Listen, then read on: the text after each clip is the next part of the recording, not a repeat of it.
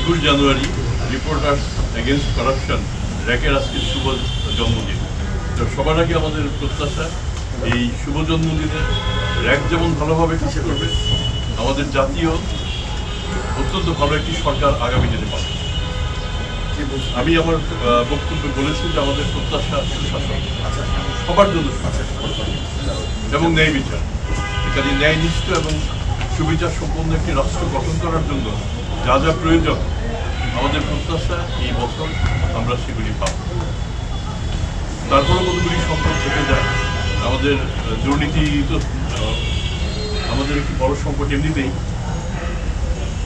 দুর্নীতি যাতে নিরসন হয় আমরা সে দিকটা সবাই লক্ষ্য রাখবো এবং আমাদের শাসক যারা হবেন তারা যদি ন্যায়নিষ্ঠ এবং সৎ সেদিকটা আমাদের প্রত্যাশা থাকবে।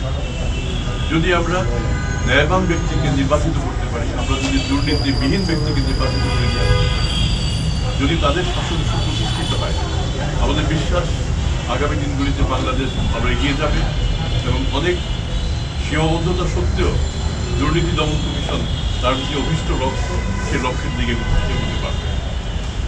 আমি আজকের এই র্যাকের জন্মদিনে আমি সকলকে শুভেচ্ছা জানাই এবং আমি প্রত্যাশা করি আমরা আগামীতে একটি ভালো সুন্দর আমরা হলফনামাগুলিতে যে আইবে হিসেবটি মানে প্রাপ্তির যে সময় এবং আমাদের দুদকের যে কর্মপদ্ধতিতে একটি অনুসন্ধান করে তদন্ত করে বের করে নিয়ে আসার যে সময় এই ব্যবধানটা অনেক বেশি।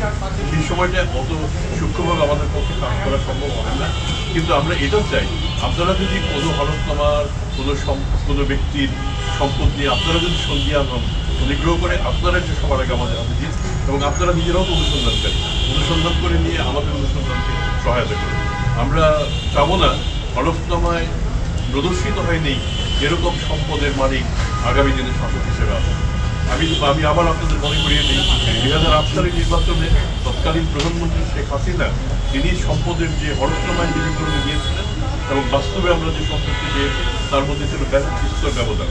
সে সময় যদি দুর্নীতি দমন কমিশন এবং নির্বাচন কমিশন সঠিকভাবে কাজ করত তাহলে সেই সময়ই তার এই প্রার্থিতা বাতিল হওয়ার কথা ছিল, কিন্তু সেটি বাতিল হয়নি।